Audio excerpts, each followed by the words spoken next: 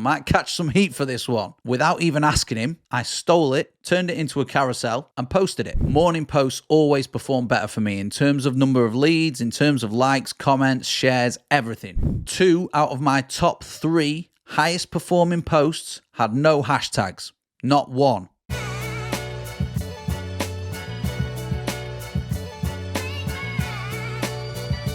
Number 1, my themed carousels get the most shares and likes. So throughout the 90 days, I've probably dropped about 20 carousels on LinkedIn, with a few of them having themes that everyone would know. Firstly, I made a Toy Story or a Pixar branded carousel. People relate to that imagery. People will click it. People will scroll. People, if they like it, will engage. So I overlapped a well-known film with my industry topic and my area of expertise, marketing. That flew. I did the same with Breaking Bad. So a well-known series, plus marketing, plus a well-designed piece of content. So I now know for the next 90 days or the next 180 days, I need to double down on themed carousels if the objective is to grow my page, which it is. Number 2, single images with breakdowns and collaboration posts fly as well. A fellow creator and I met face to face and I did a little breakdown, I'll put it down here, of the outputs of us working together. So we went and stayed in an Airbnb, we filmed a ton of videos, we ate loads of pizza,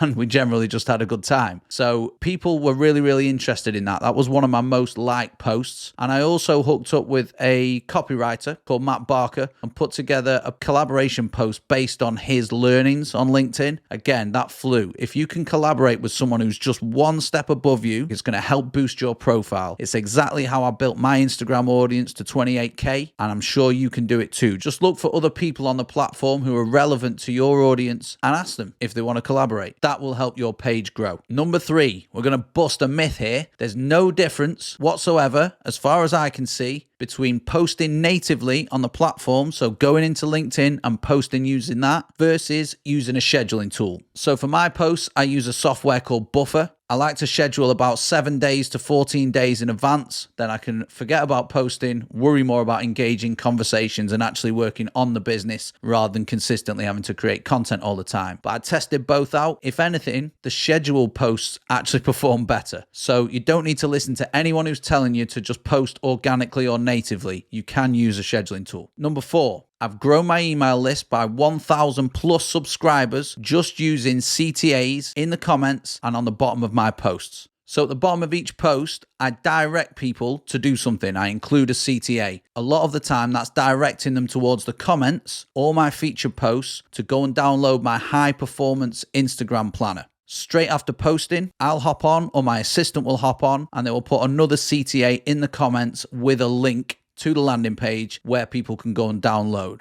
This planner will help you save so much time. So if you want to spend more time making money and less time organizing on LinkedIn, on Instagram, on any social platform, I've dropped the link to it below. It's completely free of charge. There's a whole walkthrough tutorial and it will save you hours, I promise. Number 5, morning posts perform better than afternoon and evening posts. I might catch some heat for this one. This is going to be an ongoing debate, I guess, for years. It is on other platforms anyway, but morning posts always perform better for me in terms of number of leads, in terms of likes, comments, shares, everything. So I've made my morning posts all about the rich media. So I make sure I have an image, a video, or a document or carousel attached to it. They just perform better than anything that I post later on. So if you want to check them out, I post at 8 a.m. every single weekday and 9 a.m. every single weekend. UK time, and I'll drop my follow link below so you can check out my profile. Lesson number 6, 2 out of my top 3 highest performing posts had no hashtags.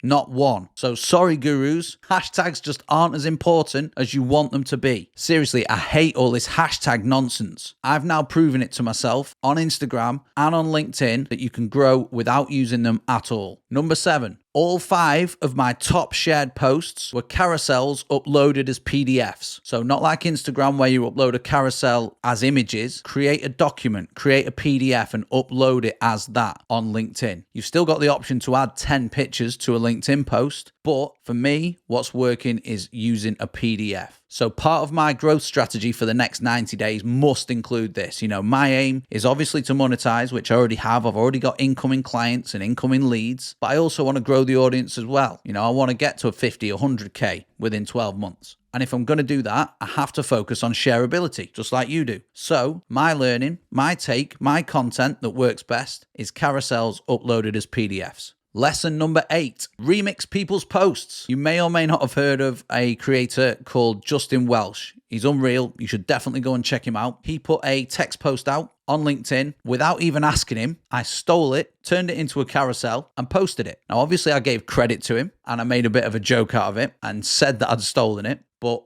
once I did that and I tagged him in it, he then jumped into the comments. He then liked the post and it brought over 20,000 people to that post. So it was 21K reach. So there's something that another creator called Jack Butcher at Visualize Value talks about, and that's being a permissionless apprentice. It's almost like if you want to catch someone's eye, catch someone's attention, and they're in a higher position than you on a particular platform, go and work for them for free. And that's kind of what I did with Justin Welsh. And it was a simple post. You know, it wasn't anything over the top, but he saw it, he liked it, he commented on it, and then boosted the reach. Perfect for growth. And the last lesson, my text-only posts, so posts without images, carousels, video, etc., never exceeded 60 likes. And the shareability was really, really low. So text-only posts are going to be for when I need to put something out quickly. I'm not going to plan them in. Everything will be a rich media post from here on out. Everything must contain an image, a video, or a carousel. Pretty much. Obviously, there's things like polls and celebrations, so I'll stick those in as well, and there will be the odd text post. But for growth, text posts just aren't working for me. I hope that's useful. Just as a reminder, if you want to download my high-performance Instagram planner completely free of charge with the free tutorial, you can get it from the link in the description.